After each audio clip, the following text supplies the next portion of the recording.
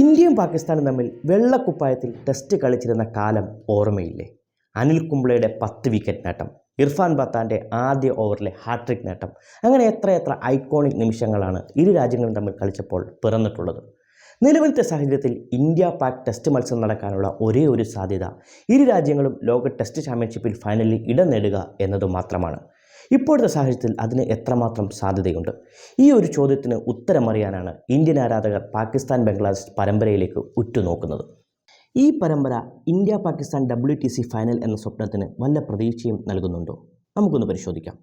അടുത്ത കാലത്തായി ക്രിക്കറ്റ് ഗ്രൗണ്ടുകളിൽ പാകിസ്ഥാൻ്റെ പ്രകടനം അത്ര മികച്ചതായിരുന്നില്ല എന്നതാണ് സത്യം. എന്നിരുന്നാലും WTC ഫൈനലിലേക്കുള്ള പാകിസ്ഥാൻ്റെ സാധ്യതകൾ അടഞ്ഞിട്ടുമില്ല. നിലവിലെ WTC പോയിന്റ് പട്ടിക പ്രകാരം പാകിസ്ഥാന് ഇനി 2-ൽ കൂടുതൽ തോൽവികൾ താങ്ങാനാവില്ല. അവരുടെ എവേ മത്സരങ്ങൾ കൂടുതൽ ദുഷ്കരമാകാനാണ് സാധ്യത. എന്നാൽ സ്വന്തം നാട്ടിലെ 7 ടെസ്റ്റ് മത്സരങ്ങളും അവർ വിജയിച്ചാൽ അവർക്ക് WTC ഫൈനലിൽ ഇടം നേടാനുള്ള സാധ്യതകൾ നിലനിൽക്കുന്നുണ്ട്.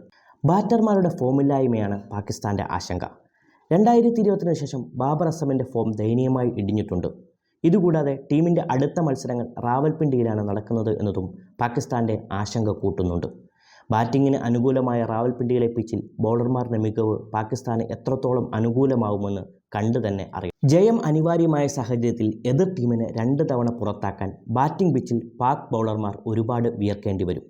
ബംഗ്ലാദേശിനും പാകിസ്ഥാനെ പോലെ ഇനി 2-ൽ കൂടുതൽ തോൽവികൾ താങ്ങാനാവില്ല. അവർക്ക് സ്വന്തം നാട്ടിൽ ദക്ഷിണാഫ്രിക്കയെ ഇനി നേരിടാനുമുണ്ട്. അതിനാൽ തന്നെ പരമ്പര കടവുകൾക്കും നിർണായകമാണ്.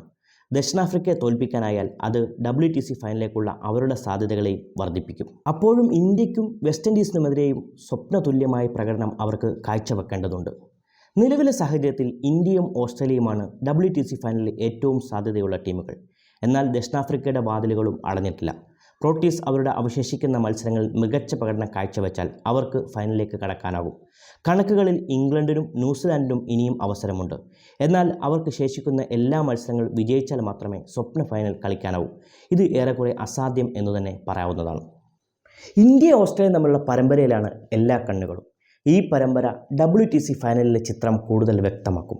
ഒരു ക്രിക്കറ്റ് പ്രേക്ഷകൻ എന്ന നിലയിൽ നിങ്ങൾക്ക് എന്താണ് തോന്നുന്നത്? WTC ഫൈനലിൽ ആരൊക്കെയായിരിക്കും മത്സരിക്കുക?